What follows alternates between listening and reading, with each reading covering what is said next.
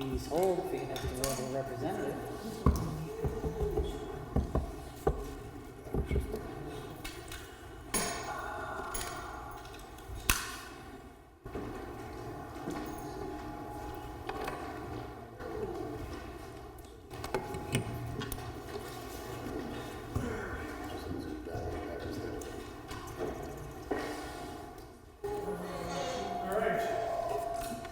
Welcome everybody and welcome to the Board of Selectmen meeting, Tuesday, July 15th, 2025. The time now is 6:04. Please join me in saluting the flag. I pledge allegiance To the flag of the United States of America and to the republic for which it stands, one nation, under God, indivisible, with liberty and justice for all.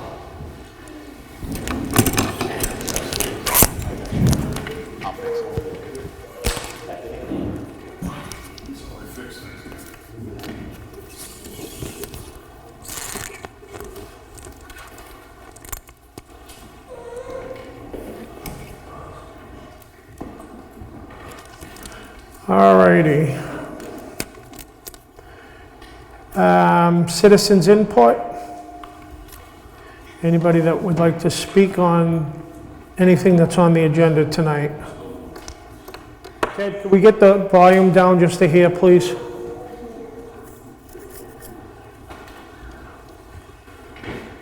There being no citizens input, administrative.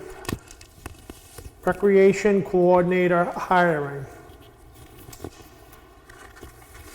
I recently had the pleasure of interviewing Jessica Petruzzello for the recreation coordinator position. Jessica, along with her family, recently moved to town and has a strong background in events and community planning. And I want to recommend her for the recreation coordinator position. Welcome, Jessica. Thank you. So with that said, I move to hire Jessica Petrullo as a recreation coordinator at the hourly rate of $25 per hour, and further that Mrs. Petruzzulo's weekly hour do not exceed a total of 30 hours. Second. That would be 30 hours a week. Okay. Motion by Joe, seconded by Joe. All in favor? Aye. That would be unanimous. Welcome Welcome aboard. to the family.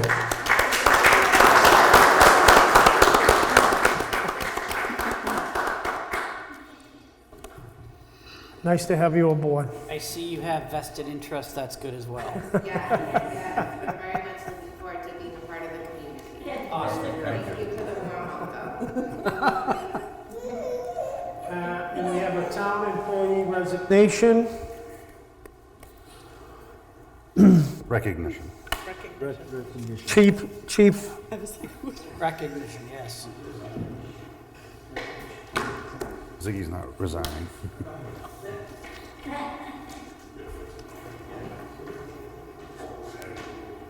You got it, Chief. Good evening, board. Evening, Chief. It's not a resignation. recognition. On behalf of the fire department and the town meeting, at this time, I'd like to present Captain Robert Zielinski with an appreciation plaque for 50 years of being a national EMT certificate for the town of Newton. I just wrote just something small, not to, you know what he's saying. You don't want to enlarge his ego too much, right? Okay? Okay. On a different note, personally, Ziggy was among the individuals who assisted my wife and me in adjusting to my new position as the head of the fire department when I was brought on by the board in 2014. For those that do not know, Ziggy is constantly available, available to support the fire department and any resident in need, particularly when there is a pot of food in that equation. It's a roast.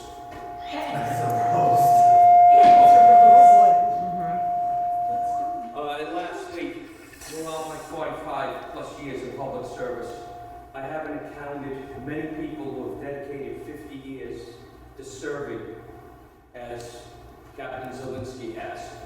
With that said, Cap, the other people are going to come up and approach. Taking a picture.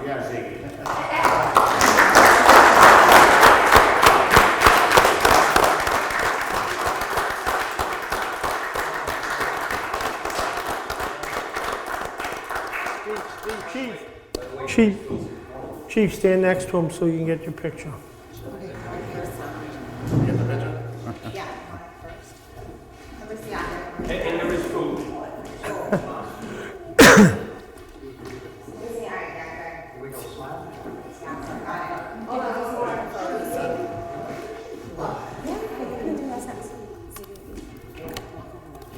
Very nice. Good job, Captain.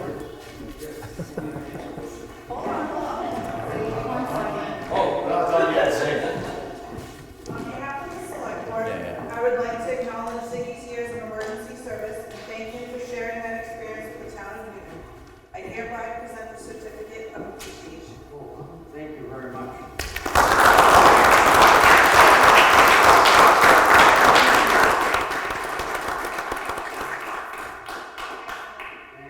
And there will be refreshments and, There's snacks at the table. Zelensky and food go together or something? They do, they do. And then I'll get a picture of you guys after.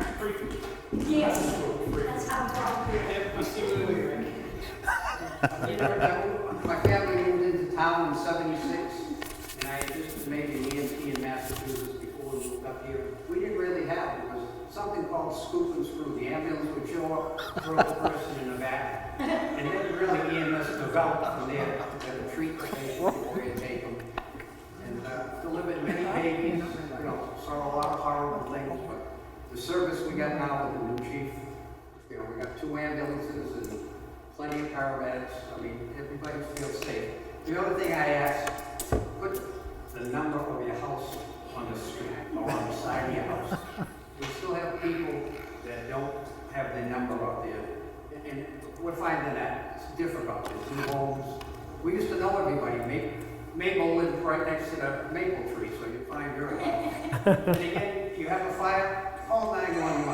More people call the fire station. And we're not always there to report a fire or something sick. So just call 911. Thank you again for all this.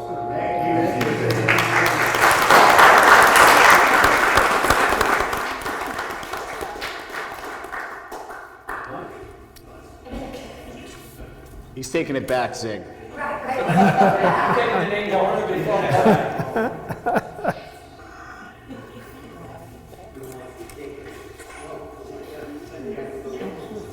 All right, Chief, you want to give us your monthly report now, please?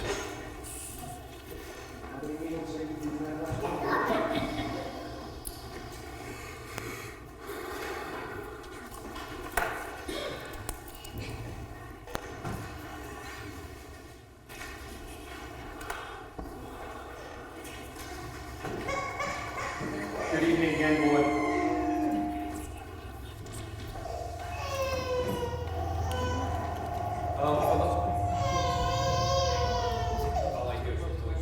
I don't know. For the month of June, it was Noise? The computer's still? That, maybe that microphone needs to be muted.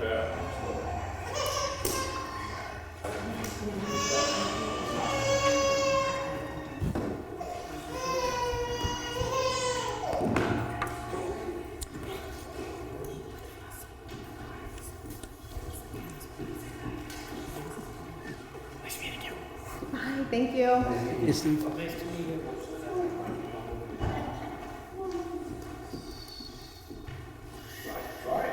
Alright. Was that on camera? Did we get that right? Good thing I'm surrounded by EMTs, right? Alright. Well, the month of June, there was 50 calls for service, not counting birth permits, planned and life safety reviews. They are as follows. There was 4 building fires, 1 vehicle fire, 26 6 EMS MVAs, 1 propane leak, 8 public assists, 1 dispatch canceling route, 1 smoke scare, 4 alarms sounding the CO fire alarms, and 4 special incidents. The highlight is the month on June 2nd, both Engine 2 and Car 1 assisted Kingston Fire with their commercial building fire on Route 125. June 5th, the department received automatic aid from East Kingston for a residential fire alarm. June 8th, Plastow ALS Services was called to assist A2's crew with a medical.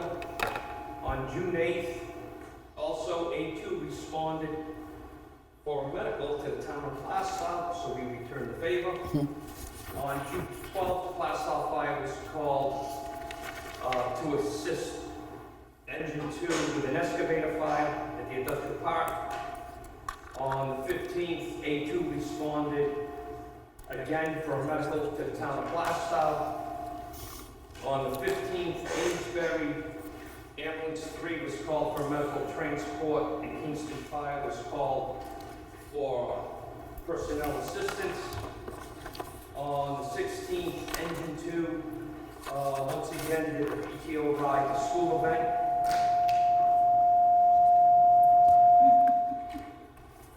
The 17th, the department received automatic aid again from East Kingston for a residential fire alarm.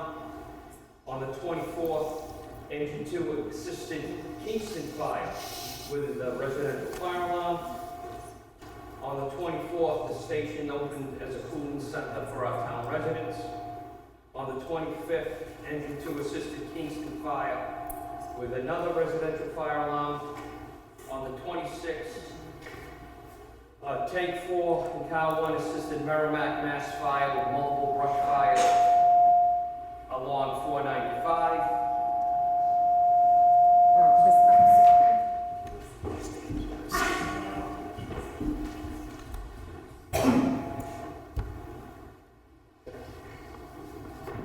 Just highlights of the members.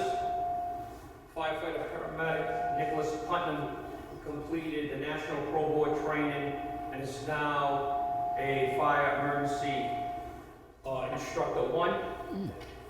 Probationary firefighter Nolan Ash completed his EMS training and is now a national in New Hampshire registered EMT basic. All of the fire apparatus in both rescues have had their annual chassis service done. And any repairs that need to be done, there's a higher power.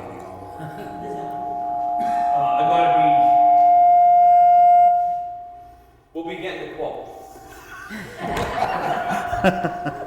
And the department is still continuing to do training with our mutual aid partners. That's all I have. I just muted mine to see if it was mine. It's not. Mine's on you. Well, then it's not yours and it's not his. And I just muted mine and Mine's on mute. Right. I just muted mine. All right. Hey, thanks, Chief. Thanks, Chief. Thank you. You have a hiring, don't you? Chief, you might as well slip there for the hiring. Hiring. Chief, you gonna do your hiring?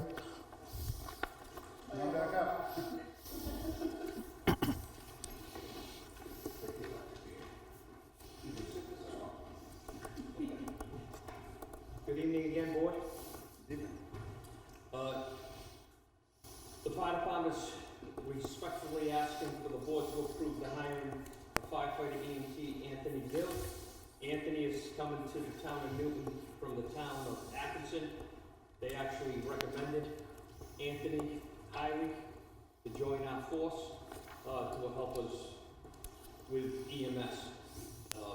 Anthony is here with us.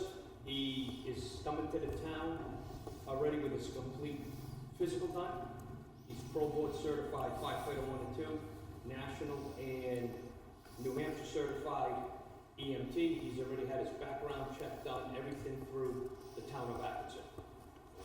So with that said, I move to hire Anthony Gill as a firefighter EMT basic at the hourly rate of $21.50 an hour, pending he meets all the requirements set forth by the chief.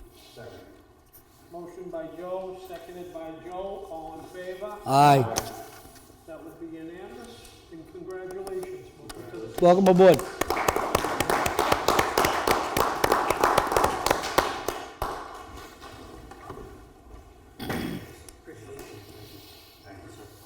Nice to have you on board. Welcome aboard, Anthony. Anthony or Tony, which is it? Anthony? Oh, good deal. Welcome. Anthony, okay. Yeah. Good, yeah. Chief, get him a shirt. Chief, get him a shirt. Make sure you shake her hand, she's the one that makes the payments. Okay, moving on. Paula? Yes, Paula's up. Paula, policy review for the pay rate sheet, please. I shut it off, hoping.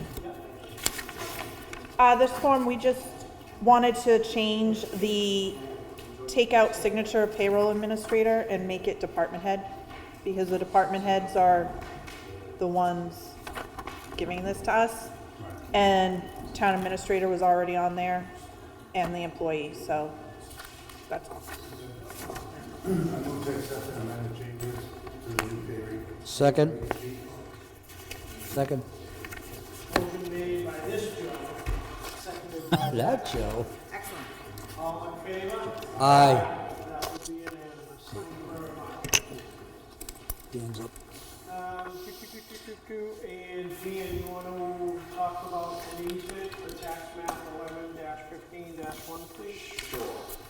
So, me and the road agent, Mike, we walked this property, and the person wants an easement to be able to access 15-1 on your sheets.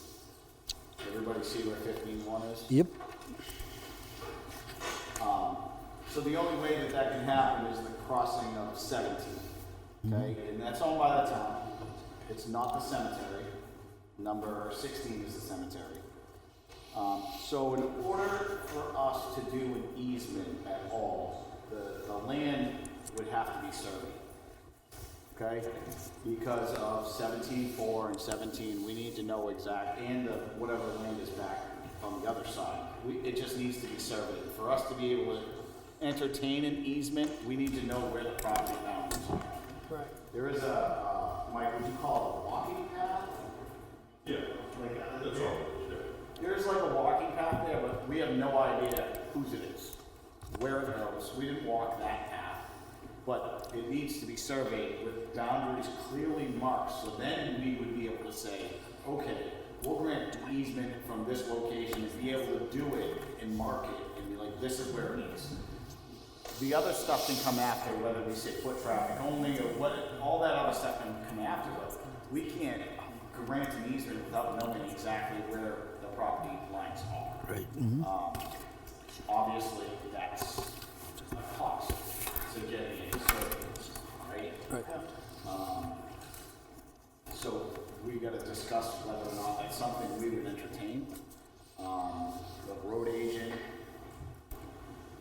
brought up that there is a piece of property that the owner owns that wants to access this 15-1 that the town would like to have. We want to redo the certain part of it, Gould Hill, that little triangle like Gould Hill. Mike wants to redo that intersection to make it better. Safe. Well, make it compliant. Compliant, make it compliant. Can't do that without the triangle. So that's another thing that we can entertain. Personally, me as one board member, I'd be willing to spend the money on the survey if I know I'm gonna get the triangle to help the town. Is that an No, agree- no, this is just between us, right? So do we need to have a legal document drawn up to that effect? If we approve, if we approve the, That's at the 90-yard. Exactly. How much of that lot do you think we need? Is that whole triangle what you're looking to take? You need to take over. You do, okay, that's why. It's not that big. It's a triangle with isn't this big. Oh, that's it? It's small. It's but small, it'll yeah. allow Put him it on the map. It'll allow him to change the way that. Reconfigure the intersection. That's the triangle that's got the one-way around. Right. Correct. Exactly. Exactly. So, and this is why we're bringing it up now, is because we need to know how the board wants to move forward, right? So, and again, that's my opinion, is that I'd be willing to spend money on and the town would be, I would be willing to spend the town's money on the survey, if we're gonna get that. Otherwise, I can't, we as selectmen, in my opinion, can't spend money on one resident like that. Right. It's only benefited that one thing. Right. Do you know what I mean? Yep. But if we offset it with the town getting that little tiny piece of property Yeah, to we're- help the town with that intersection, then It's- I'm okay Do we with have it. an estimate on the survey? I don't yet, because this is infancy. Like, I just, I like your thinking as far as getting something in return. I just want to make sure that the cost, sure. It's cost effective. that is always the cost. And I think bring us into compliance, it kind of says a lot too, so. Do we have, does the town have a survey that they primarily use? Usually does. I don't know, so. No, Dennis. Dennis, Dennis Dennis Quintel. Quintel. Okay. I'll reach out to Dennis. I'll find out. I say we explore it, Exactly. understand it. get it. And that's what I mean. That's why I was doing it in this type of state, because that's where we're at. Yep, I agree. I'll Sounds reach good. out to Dennis. I'll get an estimate on it, and I'll bring it back to the board. Sounds good. We'll go from there. Okay? Yep. All right, that's all I have on that. All right, thank you very much, I appreciate your hard work. Household hazardous waste day bids.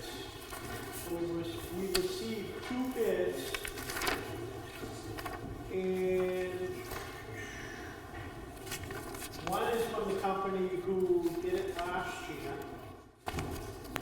And then the other one is from the NRA that we use now that's doing our metal pickups. And so I reached out and I was talking with our department head down at the transfer station, Peter. And he said some of the investigations that he did with the bidding, the NRA, when they put together, they have these cubic boxes that they put together that they put waste in. And the NRA will only charge, if you only fill half the box, you only pay for half the box. But with the other company, if you don't fill the box, you're gonna pay for the whole box once they set it up. I mean, that was only one thing that he pointed out. I do know that we spent quite a bit of money with the other company last year. The other company, when they showed up last year, they were told, the other thing was,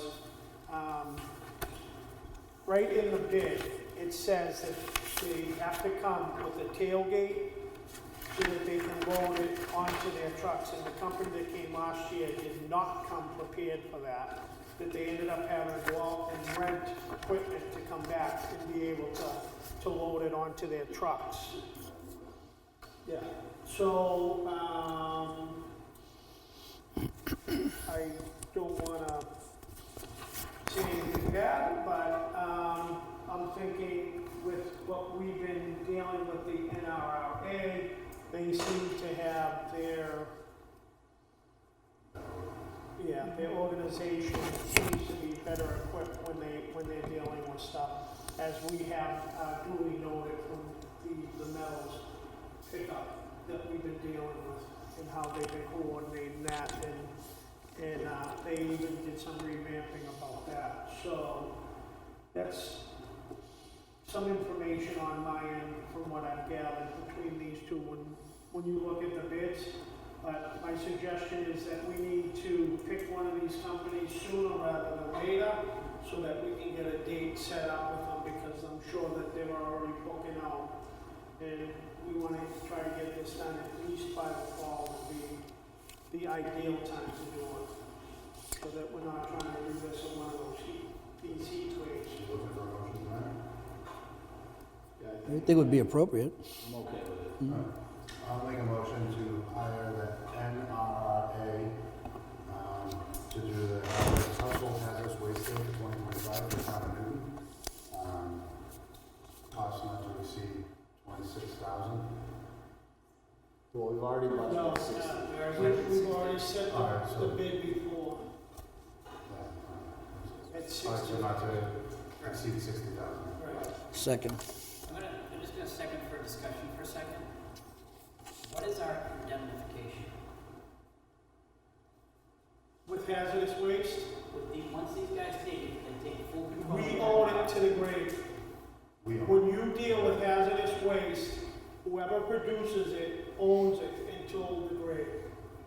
So I know, I understand cradle to grave. What Right. I'm asking is, once it's taken, are we indemnified if there's any mishandling? They have to deal with it, but we could still be held liable for cleanup or whatever. Again, that's part of the cradle to grave, because we generated Unless they've mishandled it. it. Okay. It would end up Mike, am I going down a rabbit hole in this? it, No, I don't know what. You're not going down a rabbit hole, but, I just want to make sure that they're not liable for mishandling or any. you still are. And federally, I think you still are, no matter what. That's the problem, like, with used oil, waste oil, and stuff like that. It exactly. doesn't matter. If this guy that I took my 55 gallon drums of oil 30 years ago, there's a leak and my name's on them, they're gonna come after me for that 155 gallon drum. a perfect example is what happened over in Plastow, when that gentleman was going around to all the companies. He was properly picking it up, but then he started dumping it on his own property.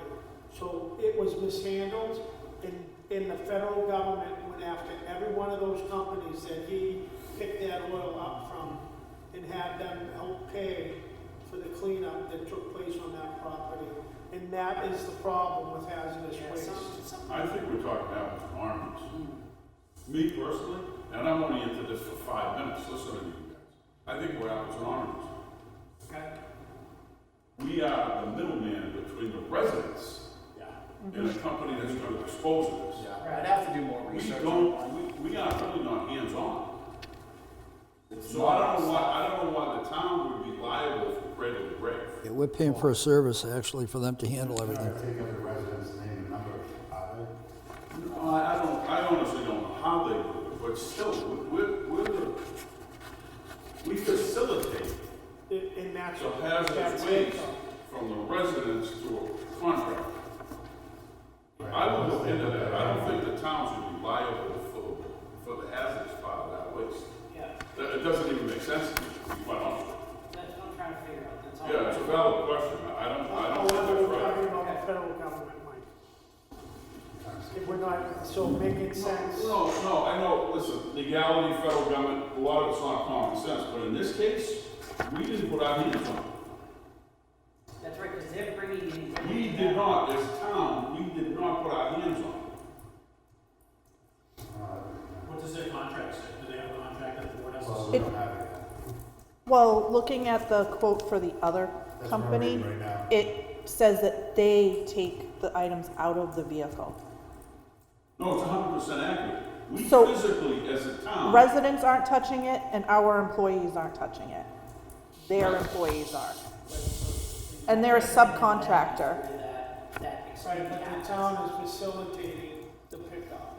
And that's okay, that doesn't mean we have our hands on it. Yeah, I mean, it's facilitated as the conduit to take the hazardous waste and put it somewhere and entrust somebody that knows what they're doing with the hazardous waste. But I don't see how the town becomes liable for it. We're not liable for the release of hazardous waste during the lawful transportation of locally collected household hazardous waste, provided the release is not done from willful, wanton, or reckless conduct. So in other words, if we we're- hire a company to do it, They're it's liable. not on us. Right. Not on the town. And that would be my assumption, just listening to you guys. Yeah. We should not have liability. Right, we're not generators. Correct. Thanks, Mike.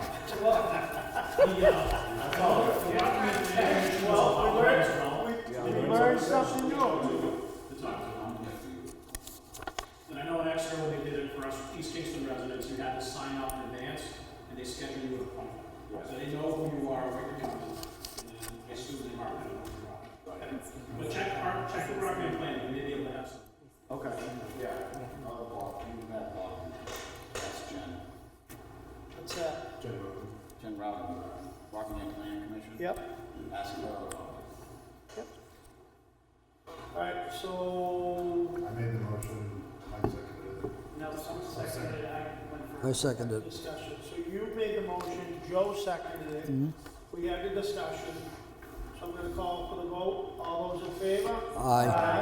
That would be unanimous. So we're gonna be going with, NRA. NRRA. So Robert will be reaching out to them Sure. and see if we can't get a date, please. And we'd like sometime in the fall, preferably, Okay. not the winter. Thank you. Consent agenda. No, transfer station. Okay. Yeah, we added that.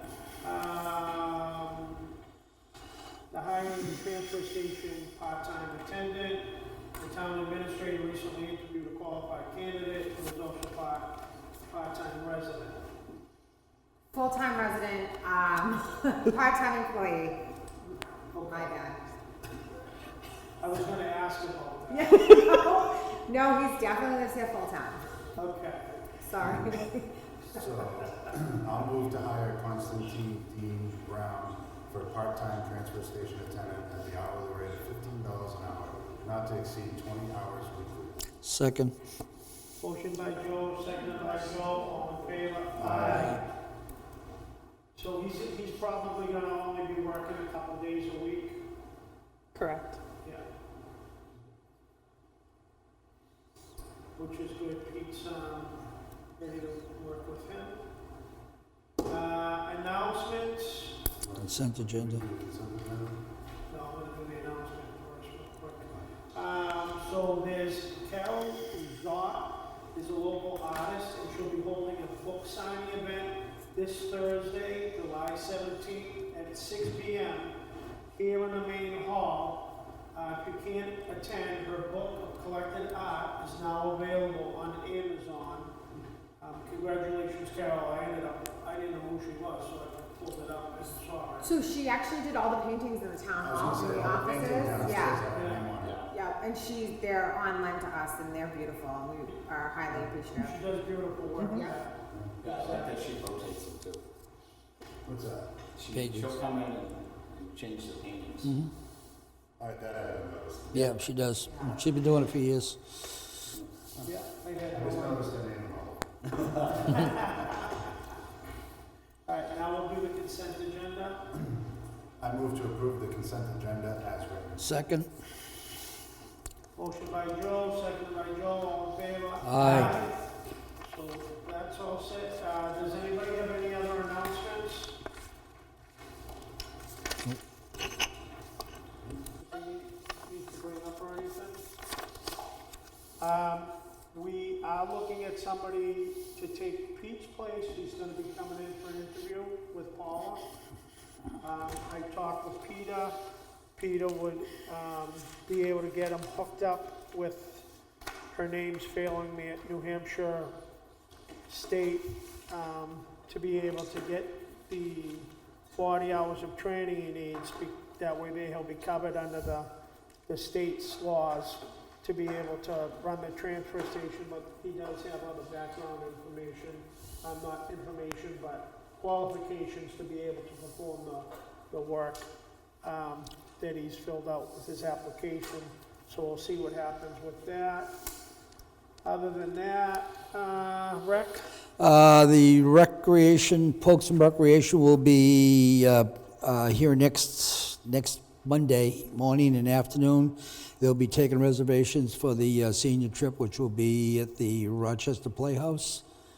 And the tickets will be $35 per person So it's for the play for the play and lunch afterwards. and lunch. It includes transportation. Okay, That information's on the website as well. Yes. People wanna check it out. yep. What's the age limit? Seniors.